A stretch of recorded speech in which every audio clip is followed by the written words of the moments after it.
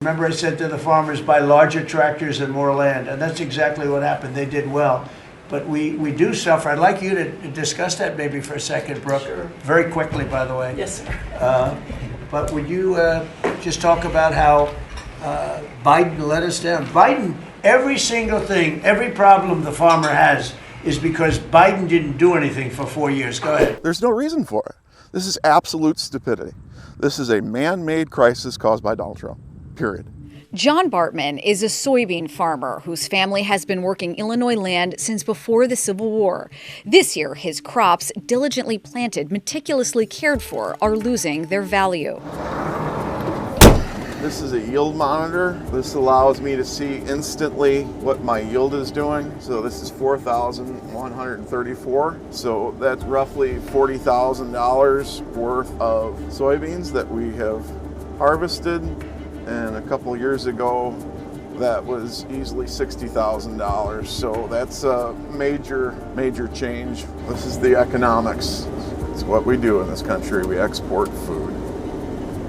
And we can't do that right now. Soybeans are the largest agricultural export from the U.S., valued at more than $24 billion last year, 52% of which was exported to China. But this year, soybean exports to China are down 51% compared with the same time period last year. The drop comes as China stopped buying soybeans from the U.S. and an escalating trade war. President Donald Trump insists farmers will win the trade war. Posting on Truth Social October 1st, "We've made so much money on tariffs that we are going to take a small portion of that money and help our farmers. I will never let our farmers down." John Bartman is skeptical. Bailout's not going to do it. Bailout, unfortunately, we need the money. Once you lose a customer like China, can you ever get them back? I sincerely doubt it. Why would they? You know, Brazil is now China's top exporter of soybeans, or they import soybeans. And our pork exports to China have dropped like 35% or something like this. Okay, and you talked about the importance of agriculture. In all honesty, these markets are never coming back. You're right. You know, they were one of our top customers. You talked about being in business. You don't kick out your top customer. So how do you what do you tell farmers in your district that, guys, these markets aren't coming back? And yeah, we can import or export a little something to Mozambique or someplace like that, but they're not going to make up what we've lost to China. So what do you tell the farmers who are losing their farms, or, you know, we have low prices because there's no market for them? What do you say to them, or what is the answer, or whatever? That's a very good question. What I tell farmers is we don't know the outcome yet of the tariff negotiations with China. That is the big elephant in the room. Now, I've never been as worried as I am now about whether or not my kids and grandkids will be able to carry on. He said, "I love you, Mr. Trump. I need to see the fruit of your love." 5 of my customers have committed. That's how serious that this is. And what it costs for us to farm is astronomical now. I farm with paid-for equipment. All my tractors are 50 years old, and I can't hardly make this deal work. I think the tariffs are the ice cream on the cake of a perfect storm. After a horrible year last year where most farmers in Arkansas Delta lost money, this year's going to be worse. We made a decision to go out this year in the spring. So my son will not be the seventh generation on our farm. We're going to lose 25 or 30% of the farmers in this country if they don't do something. It has to be done, and it's not just here. It's everywhere. We went from 12 billion to zero, and then, you know, as a farmer, we get up one morning and you give Argentina, which is our second biggest competition in the world. They're the largest exporters of soybean meal in the world. So I get up one morning, I turn the news on, and you give $20 billion of taxpayer money to my competition. And then the Chinese buy, I think the figure is 30 or 40 containers, ships, which is about 65,000 metric tons per ship, which is like 2.2 million bushels.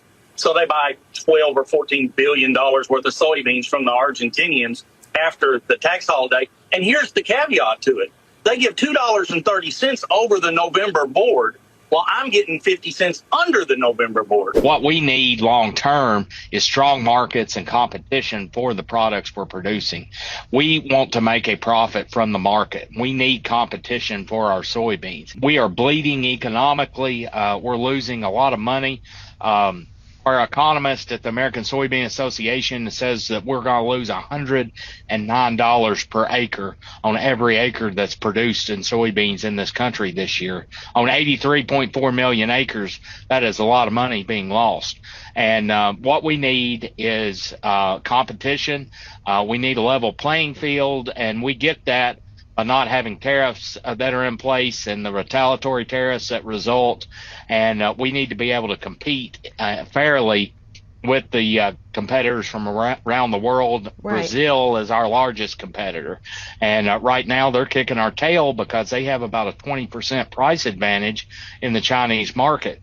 And we can see an example what happened here recently with the Argentina holiday that was taken on when they put the tax at the export tax, when they did the tax holiday, and they had a level playing field. The Chinese came into the Argentina market and purchased immediately because the price was competitive once again.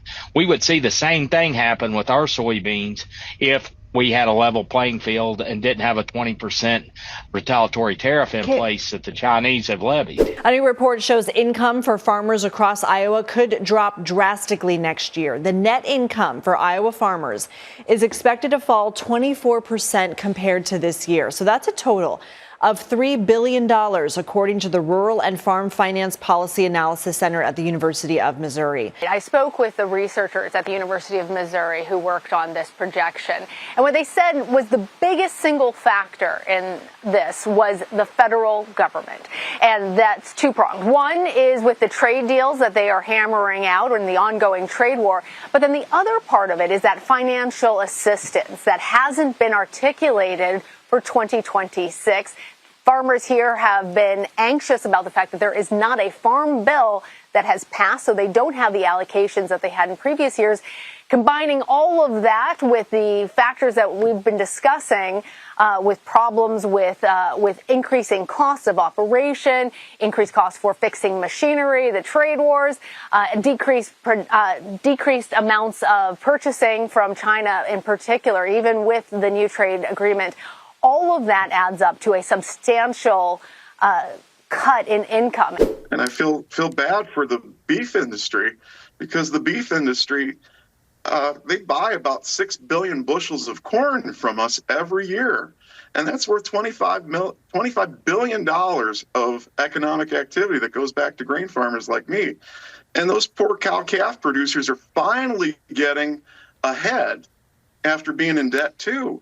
And Stephanie, the American people need to realize that only 16 cents of every dollar goes back to me, the farmer, and the rancher.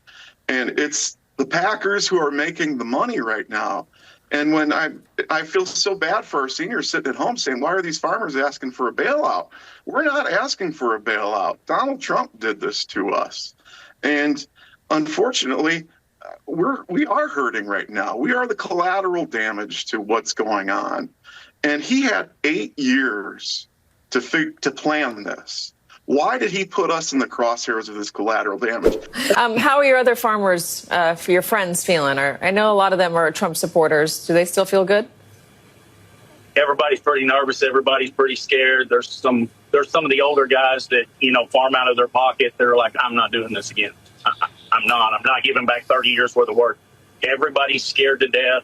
I got friends that are bankers that, will tell you the bank examiners is already telling them, look, you're going to have to deal with these guys because their equipment's not going to be worth as much. Their land's not going to be worth as much. I mean, this is exactly like the movie from the 80s with Sam Shepard and Jessica Lange Country. That's what's going to go down. They're going to sell people out. Our entire cost structure has gone here, but our revenue has done this. So this is where we find ourselves for the last 2-3 years, kind of, and it's quite challenging. I mean, it's a bloodbath, or becoming one. And on top of all of that, these farmers are dealing with extremely high input costs, so the message comes at an important time. On top of that, last week President Trump said he'd like to give the revenue from tariffs to farmers. We have not seen a concrete plan for that yet, but farmers like Chris Gould are waiting to find out. A Trump administration bailout of farmers, and apparently it's going to be mostly these soybean producers. But this is in the works, and it could be around $10 to $14 billion in aid. Do you think that's enough? And does that address the underlying issue here? Well, it certainly won't make farmers whole, right? It will help when it is a bandage on a bad wound, but it certainly doesn't fix the problem. It doesn't address the wound. But we do want to help farmers who are in this situation through no fault of their own. But there are long-term impacts that are very, very dangerous. We also know that when aid packages were rolled out 5 years ago, many farmers who were in need at that time didn't receive any of the aid package.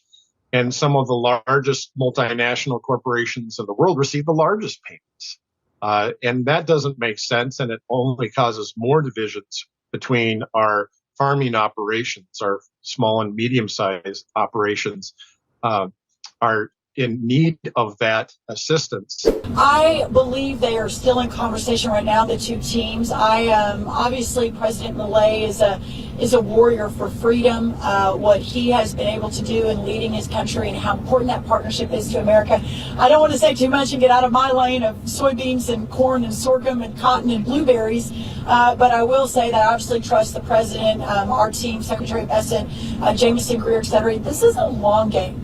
We are not just putting America first, making America great, and saving the country. We're also working to realign the world around peace and peace through strength, and having those partners out across the world are so important. And the idea that we will find these markets for our soybean farmers, we'll find the markets for our sorghum farmers, etc. But what the president and his leadership is just remarkable on all of this. So I am extremely confident. The president has been unequivocal in his support of the farmers. First of all, in term one, we worked on it so hard and opened up markets, but especially this term. But here's what everyone has to understand. The farm economy is in a very uncertain time. But that isn't because of the current trade negotiations, although certainly the China part is part of that.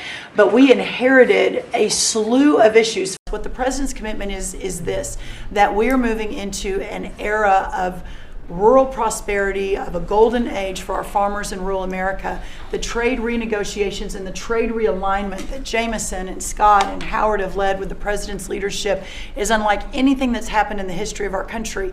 And those that will benefit the most are the original Americans, our farmers and our ranchers. The president has committed, if we need a bridge, he has talked about that to get us from the Biden years to the new Trump era. That's what we're working on every day. We've got to get the government reopened so that we can move forward on that. And once we do, we'll be able to move out a significant program to help our farmers.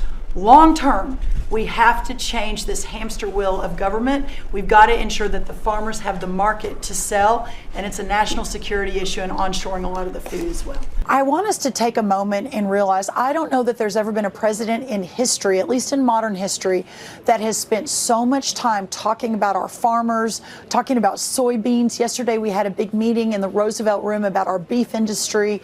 I mean, it is just incredible how focused and just supportive of our farmers and ranchers this president is. They just want to sell their product. They don't want checks from the government. But until we get there, all these new trade deals, opening up the markets by the president, onshoring our food supply for health reasons, but national security reasons, we will get there. But until then, we will continue. We're going to be announcing a program as soon as the shutdown ends on what we're going to do in the short term for these row croppers, including our soybean farmers. Incredible what tariff revenue is doing.